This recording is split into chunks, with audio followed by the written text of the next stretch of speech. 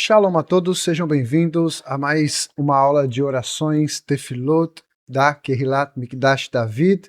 Essa é a nossa terceira aula, onde estaremos agora dando, de fato, o pontapé inicial nas orações do Sidur Sefaradi, que eu estou aqui com ele, Sidur completo, Sefaradi da Sefer, que a nossa sinagoga utiliza, e que caso você tenha o desejo de obter uma, você pode entrar em contato com a Eden Artigos Judaicos e você conseguirá adquirir. É muito importante que todos aqueles que estão agora aprendendo nessa jornada espiritual, nesse mundo que é chamado de Tefilot, de orações, que faz parte de fato do cotidiano da vida de todo servo de Deus, de todo judeu e todo aquele que de fato se achega ao povo de Israel. Nós vimos nas duas primeiras aulas, onde abordamos um aspecto introdutório sobre orações, não tão dentro do aspecto, vamos dizer assim, litúrgico do Sidur, mas sim no que é de fato importante e relevante dentro da oração, até mesmo entendendo o que de fato é a oração. Que nós chegamos à conclusão que é a conexão com o Criador, seja através do Sidur, de uma oração litúrgica, como também da Rit Bodedut. E hoje nós vamos estar aqui iniciando a partir da página de número 1. O Sidur Sefaradi, ele é um Sidur muito atualizado, com bastante explicações, inclusive. Você vai encontrar dentro dele ali algumas meditações e também algumas explicações para que fique de melhor compreensão para todos. Mas ainda assim, há muitas pessoas que têm a dificuldade de manusear o Sidur, principalmente no início da jornada. Ah, mas será que eu preciso de fato rezar todo o Sidur? Será que não? É isso que nós estamos agora trazendo essa nova abordagem e Bezrat Hashem vamos trazer de uma forma leve e agradável para que todos aqueles que estão se achegando possam desfrutar do momento das orações. O momento das orações é um momento de muita conexão com Deus. Então, na página 1, vamos resumir assim, da página 1 até a página de número 6, nós não vamos abordar todas elas hoje. Hoje nós vamos focar exclusivamente nesta aula. Na página 1, nas bênçãos principais que você faz ao acordar. Qual é a rotina que você deve ter ao levantar? Como você deve proceder depois de uma noite de sono? Mas da página 1 até a página de número 6 é onde você, de fato, inicia a sua jornada espiritual. Antes mesmo de você se reunir, por exemplo, em quórum, em minyan. Digamos que você vai frequentar a sinagoga presencialmente ou até mesmo virtualmente. Quando você vai começar o serviço, vocês podem perceber que às vezes a gente inicia no Ana Beroar, em alguns momentos a gente inicia depois do Adon Olam, que vai estar na página 6, porque da página 1 até a página 6 ele tem um caráter individual, ou seja, um momento onde você, de fato, pega o seu Sidur e traz ali a sua conexão pessoal. Então, vamos começar de fato. O que é que nós fazemos ao acordar? Ah, parece ser simples, né? Eu abro o olho. Ao acordar, então eu abro o olho. Tá, você abriu o olho. O que você faz? O que você que está buscando a religiosidade, a espiritualidade deve fazer? Segundo os nossos sábios, inclusive no Shulchan Aruch, eu também estou aqui com o Kitsur Shulchan Aruch para trazer aqui algumas explicações dos nossos sábios referente a isso. Então, na página de número 1, você vai ter aqui uma bênção chamada de Modeani. Mas existe, antes de você fazer o Modeani, existe um segredo cabalístico que você vai encontrar talvez em alguns outros Sidurim. Talvez, se você pegar um Sidur todo hebraico, você talvez vai encontrar essa frase que eu vou dizer aqui, que é Shiviti Adonai Lenedgi Talmid, tenho posto sempre o Eterno diante de mim. Esta frase foi dita pelo Shlomo Amelech, pelo rei Salomão, no Salmo de número 16, verso de número 8. Só que esta frase, tenho posto o Eterno sempre diante de mim, não é uma frase que você pronuncia com as palavras. Ela é uma frase que você mentaliza. Por quê? Qual é a diferença dela para Abrahá, que nós temos aqui, o Modeani Lefanecha, que nós agradecemos pela alma que o Eterno tem devolvido a nós? Nós, olhando para esse salmo, contém uma palavra que é o nome de Hashem. Se você olhar, Shiviti Amonai, ou seja, ali está contido o tetragrama. E dentro desse contexto, os nossos sábios no Shulchan Aruch vai dizer que uma pessoa, quando ela levanta, quando ela acorda, ela ainda não se lavou, ela ainda não escovou os dentes, ela ainda não está devidamente higienizada para poder pronunciar o nome sagrado. Então, como nessa frase do Salmo 16 contém o tetragrama, você não fala esta frase, você apenas mentaliza. Mas é a primeira coisa que nós fazemos ao acordar, porque o rei Davi encontrava Deus em todas as áreas da sua vida, desde o momento em que ele acordava até o momento que ele ia dormir. Então, em todas as áreas das nossas vidas, nós devemos enxergar o eterno. Isso, segundo os nossos sábios, é para causar o temor a Hashem, o irat Hashem. É para que a pessoa, ao despertar, ela já esteja livre de cometer uma verá, de cometer um pecado, hasve shalom lo aleinu. Porque ao acordar, ela vai lembrar, eu tenho sempre o eterno diante de mim, ela não vai ser louca para sair pecando assim que acorda. Se você conhece pessoas que fazem assim, elas estão sendo transgressoras. Então, que nós não venhamos ser esse tipo de pessoa. Nós devemos acordar e mentalizar que o Eterno é quem está no controle de todas as situações. O Eterno é quem está diante de nós, olhando tudo, porque a Volta diz isso. A ética dos pais ensina que há um olho que tudo vê, um ouvido que tudo escuta e um livro onde todas as suas ações são escritas, são anotadas. Então, nós não temos como fugir de Deus. O homem, o ser humano, ele tem aquela ilusão de que às vezes ele pode se esconder de Deus. Ele foge da aparência do homem e acha que sozinho ele pode pecar. Isso é o mal da humanidade no modo geral. Isso vem lá desde Adam Arishon, quando ele peca e ele se esconde. Ou seja, todos os homens na Bíblia, quando a gente vê que cometeu algum tipo de pecado, a sua atitude posterior foi se esconder. Mas Hashem, o Todo-Poderoso, ele é conhecido como Hamakom. Ele é o lugar, ele está em tudo, em todos os lugares. Ele é onipresente, ele está em todos os lugares e ele também é onisciente. Ele sabe de todas as coisas. Então, esta é a primeira frase que você deve mentalizar. Mais uma vez, não verbalizá-la, apenas mentalizar. Tenho sempre o Eterno diante de mim. E aí sim, o Sidur Sefaradi, ele aborda aqui o primeiro trecho a ser dito. Então você desperta, mentaliza esta frase, senta na sua cama e você recita o que está na página de número 1, que diz Modeh ani lefanecha, para os homens, para as mulheres é Modá ani lefanecha, Melech chai vekayam, shechechezarta binishmati bechemelá rabá emunatecha. Em português é, dou graças perante ti, ó Rei vivo e existente, que devolveste a minha alma com piedade, grande é a nossa fé em ti. Nós aqui, nesse momento, temos esse sentimento, essa atitude de agradecimento, de ser gratos, de rodaiá, porque Deus está nesse momento devolvendo as nossas almas. Mas devolvendo as nossas almas, aonde a minha alma estava? Segundo os cabalistas, todo sono, todo momento onde nós dormimos, o sono ele representa 1/60 da morte. É como se apenas uma parte da sua alma, parte do nível da sua alma, ficasse nesse corpo físico. Parte esta que se refere ao Nefesh, que é o seu corpo físico, e também o Ruach, que é o nível energético, o nível espiritual.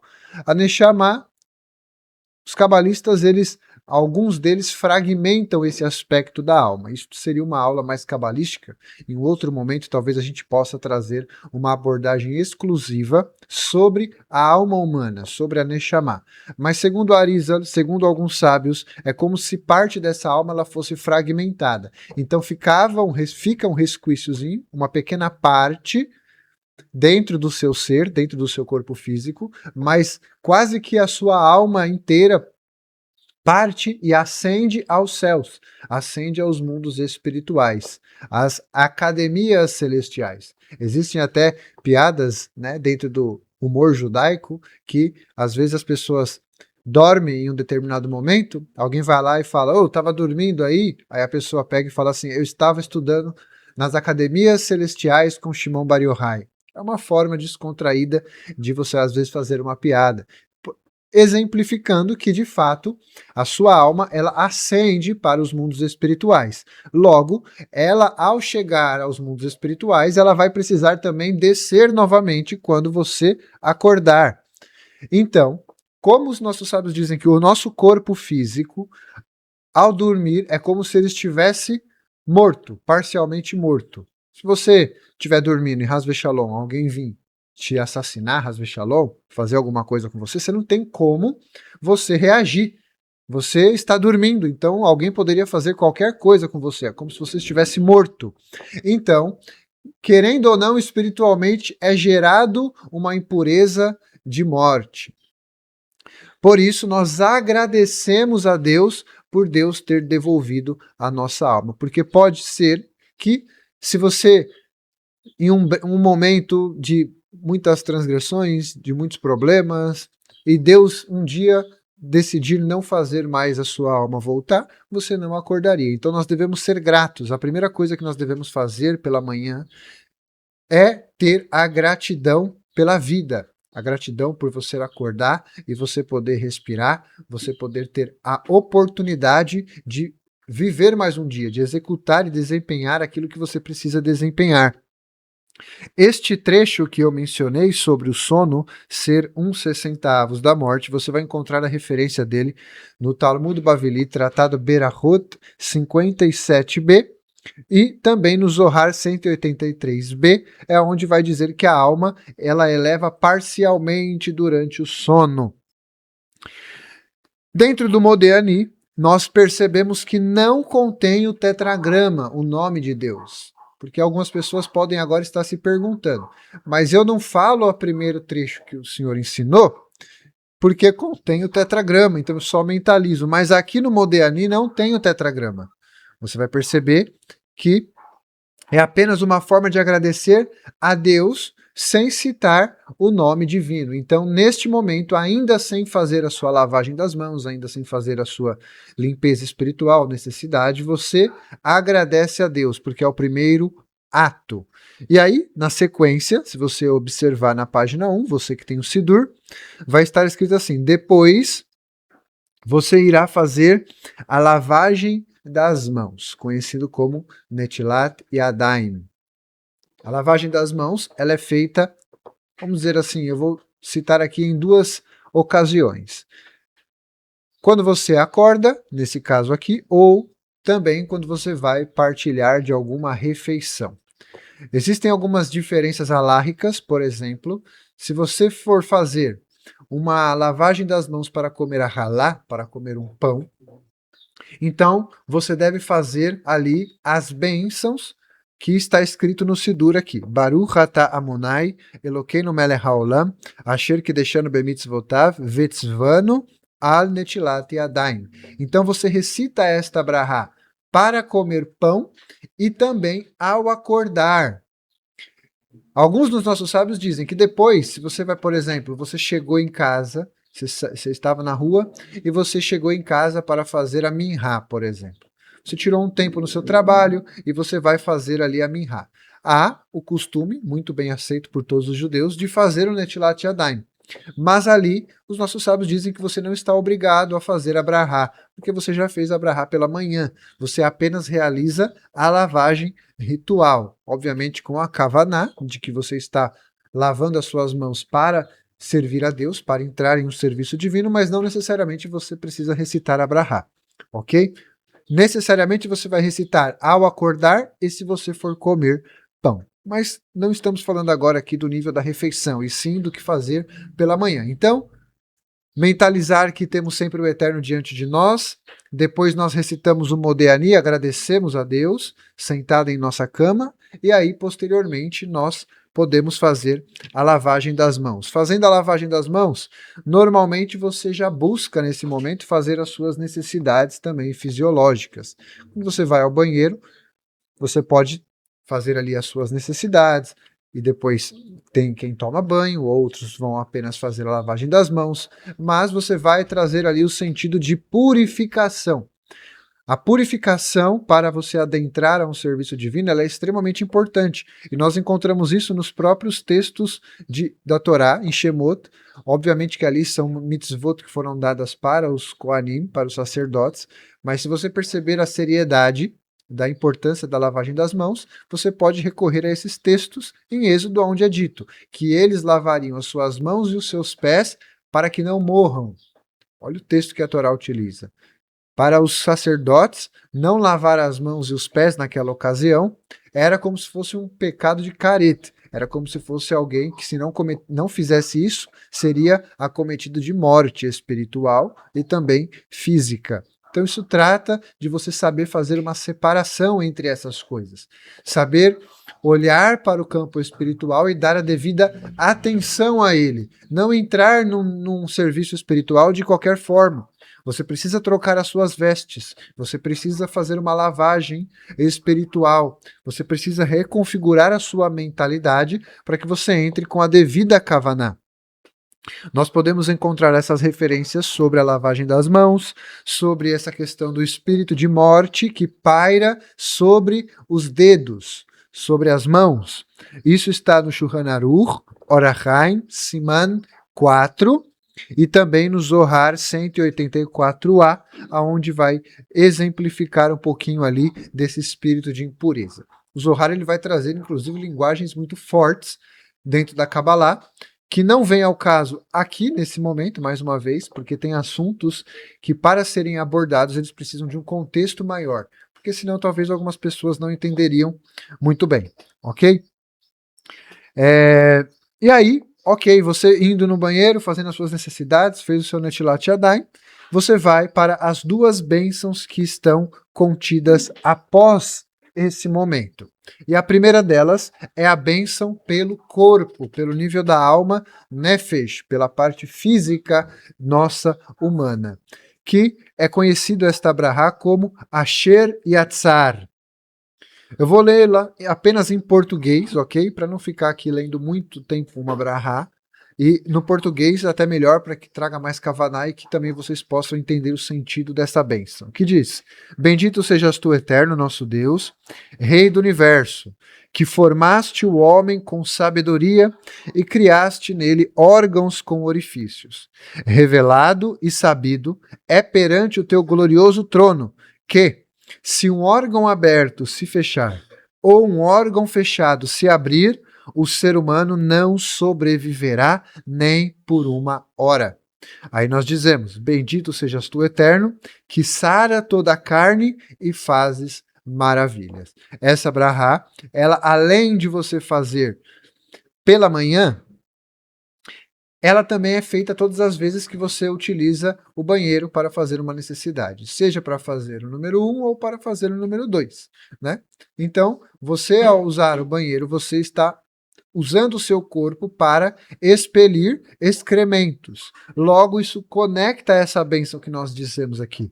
Porque se um órgão aberto se fechar ou um órgão fechado se abrir, o ser humano não sobreviverá nem por uma hora. Trazendo aqui até um aspecto mais na brincadeira, você já imaginou se você não conseguisse fazer as suas necessidades fisiológicas? Você já imaginou se você fosse alguém fechado? Como você seria? Você não conseguiria viver. Uma hora você ia explodir. Uma hora você ia acontecer alguma coisa muito trágica. Então Deus ele cria os orifícios e cria todos os órgãos do corpo para um bom funcionamento do homem. Logo, isso para nós, fazer a bênção Asher Yatzar, é como fazer a bênção de um milagre.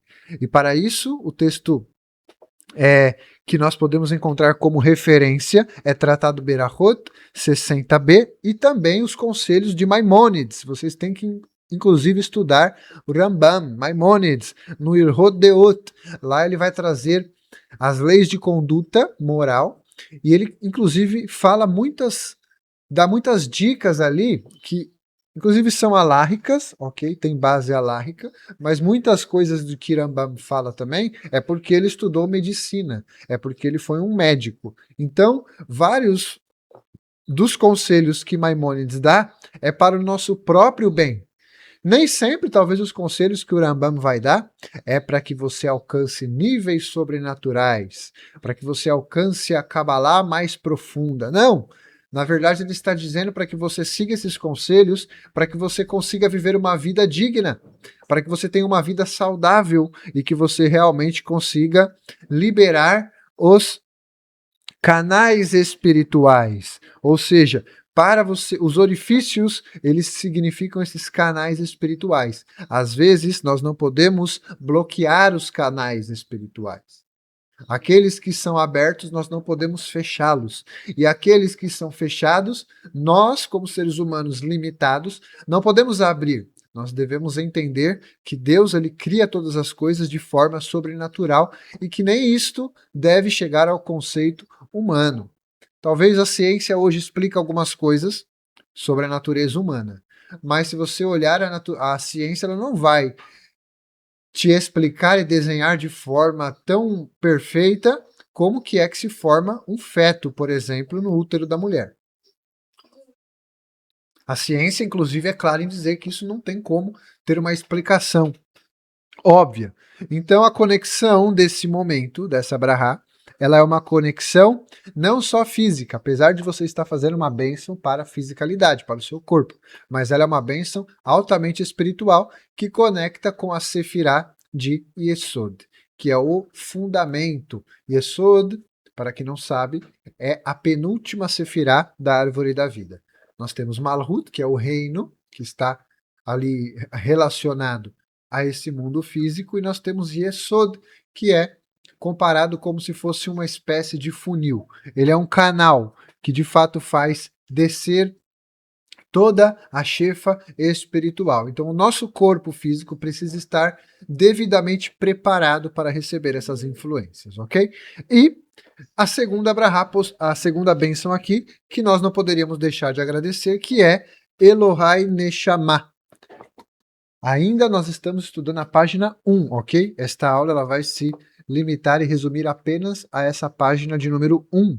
E a Brahá Elohai Neshama está escrito assim no português. Deus meu, a alma que me deste é pura. Tu a criaste, tu a formaste e tu a insuflaste em mim. Tu a conservas em mim e um dia a tomarás e a restituir-me-ás na vida futura. Em todo o tempo em que a alma estiver em mim, confessarei perante ti, meu Deus e Deus de meus pais, que tu és o soberano de todas as obras, o Senhor de todas as almas. E aí nós finalizamos a bênção dizendo, bendito sejas tu, Eterno, que restitui as almas aos corpos mortos. Olha que brahá.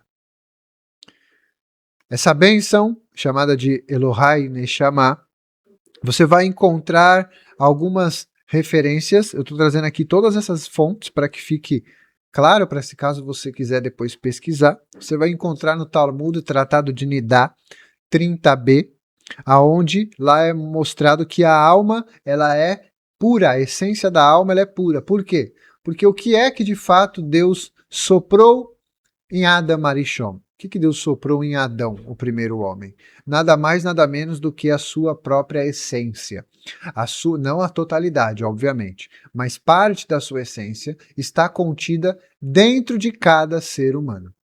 Nós enfatizamos muito isso, inclusive a Kabbalah fala muito sobre isso, a Hassidut explica muito sobre isso, que todo judeu, toda pessoa, ela tem uma parte de Deus dentro dela. É isso que talvez você agora vai entender porque que Yeshua, ele já falou várias vezes sobre o Malhut HaShamayim, e em uma delas ele cita dizendo que o reino de Deus não está lá, não está lá, não está cá.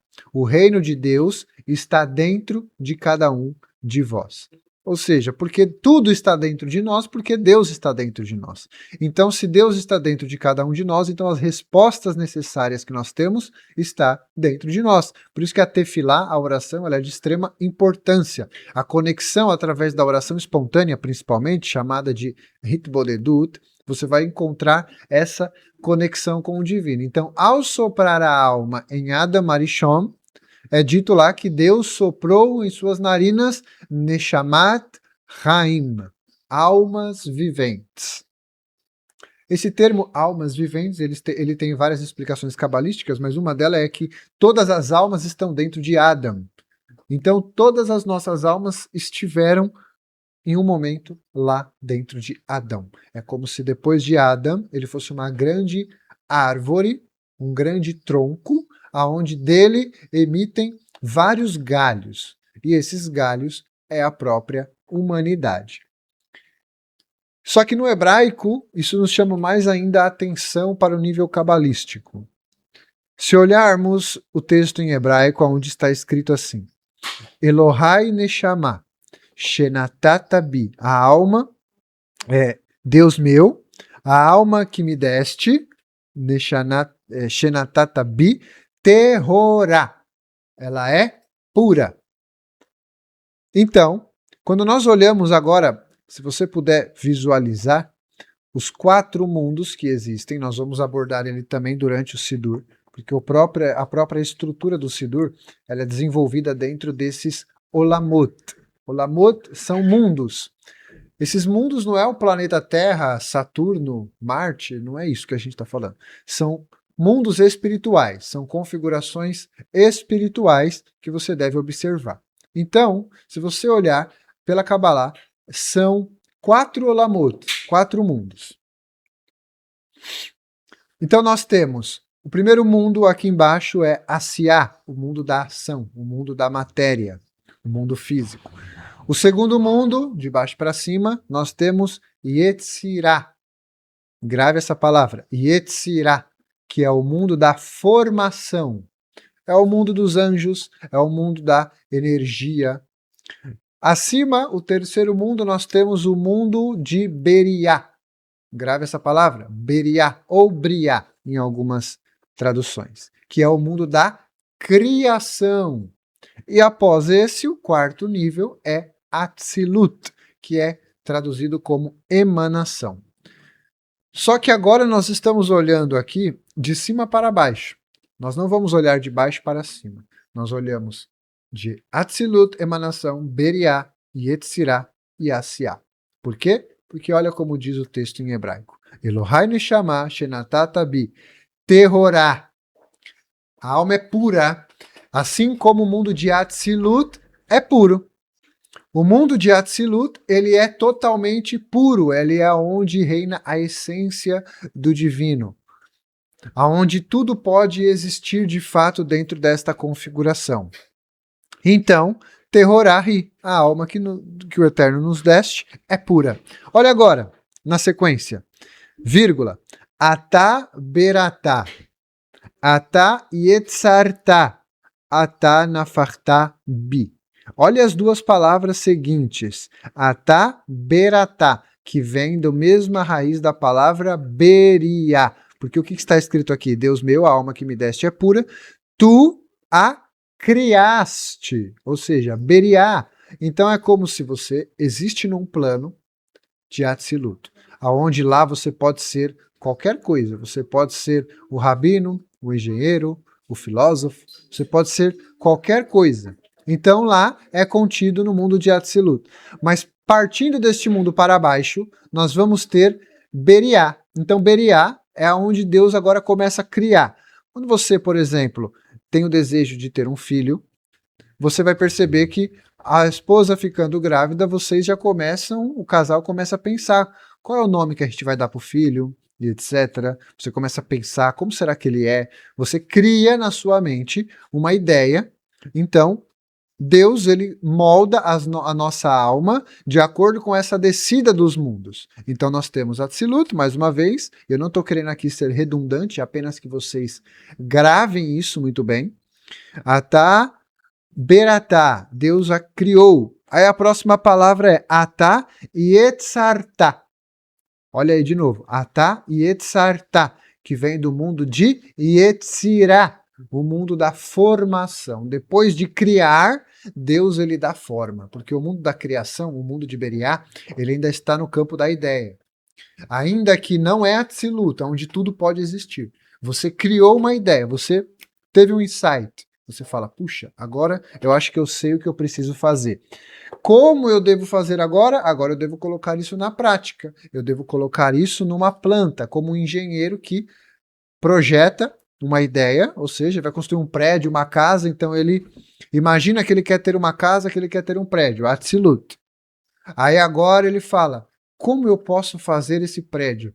Quantos metros quadrados eu vou precisar utilizar? Aonde será a melhor localização para esse prédio ou para essa casa? Beriá. Ele está criando as ideias. Quando vai chegar em Yetzirah, Atá Yetzartá, é quando ele dá forma a essa ideia. É quando agora você é moldado, vamos dizer assim, nesse... É como se a sua alma fosse moldada nesse corpo de luz. Às vezes a gente não vê aquelas imagens na internet, onde você vê lá, parece que a alma saiu do corpo, né? Aí tá só um corpo assim luminoso e o corpo físico da pessoa deitada. Naquele momento, é como se fosse o mundo de Yetzirah, é o mundo dos anjos, é o mundo onde existe uma forma, mas ainda não ela é totalmente física, ela está apenas no campo espiritual. E depois, no final, é dito, Atá nafartá bi, a insuflaste em mim, que remete de fato ao verdadeiro nascimento de uma alma, ou seja, o corpo físico. Então, essa é de fato a descida da alma. Você vai poder encontrar muito mais explicações cabalísticas que vão passar, inclusive, pelo filtro das Sefirot, que são os filtros onde cada um desses mundos contém as 10 Sefirot dentro deste mundo. Então, essa descida, tanto para o nascimento de uma alma, como também todas as noites, ou todas as vezes que você dorme por mais de 40 minutos, você precisa trazer essa introspecção. Por que 40 minutos? Porque a Kabbalah ela explica que é a partir de mais ou menos meia hora, 40 minutos, que de fato a sua alma pega, o seu corpo, todo o seu ser, entra num estado profundo de sono, que é quando a alma descola parte dela do seu corpo. Existe um relato no Talmud, Tratado Berahot, essa me veio agora na mente, eu não lembro a página exata, mas o Tratado Berahot ele vai nos dizer que o rei Davi, ele não dormia mais do que meia hora. Por quê? Porque ele era um guerreiro. Ele era alguém que ele vivia em batalhas todos os dias. Então, tudo aquilo que ele via, tudo aquilo que ele se relacionava, logo, quando ele vai dormir, ele tinha tendências a sonhar com aquilo. Inclusive, no campo dos sonhos também existe essa explicação. Às vezes a gente sonha com determinadas coisas que são até profecias, mas tem coisas que nós sonhamos que é devido àquilo que nós vimos durante o dia, nos relacionamos, falamos, pensamos, interagimos. Então, a parte mais pura da nossa alma, que vai estar conectada durante a noite, ela vai, às vezes, trazer esses sonhos. Então, o rei Davi, ele trabalhava muito com guerras, ele era um guerreiro, então o Talmud vai dizer que o rei Davi tinha um sono como de um cavalo, aquele que não dormia. Então, todas as vezes que ele estava pegando no sono, ele despertava. Por quê? Porque ele não queria entrar em um nível de estado profundo de sono, porque no sono dele haveria muitas batalhas. Então, essas brachot, essa postura ao acordar, ela é de extrema importância para todos nós, para que aí sim a gente possa partir para a página 2, que é o que nós vamos ver a partir da próxima aula, chamado das Birkat Boker ou Birkat Shahar, que são as bênçãos da manhã. Para você fazer as bênçãos da manhã, você necessita ter essa introspecção primeiro, tanto de agradecimento a Deus por devolver a sua alma, tanto da purificação na lavagem das mãos, como também de agradecimento, tanto do seu corpo físico, como também da sua alma. Espero muito que essa aula tenha sido de grande utilidade para todos os nossos irmãos e que o Eterno possa abençoar a todos grandemente. E nós voltamos na próxima aula, Bezrat Hashem. Shalom, shalom, lehitraot.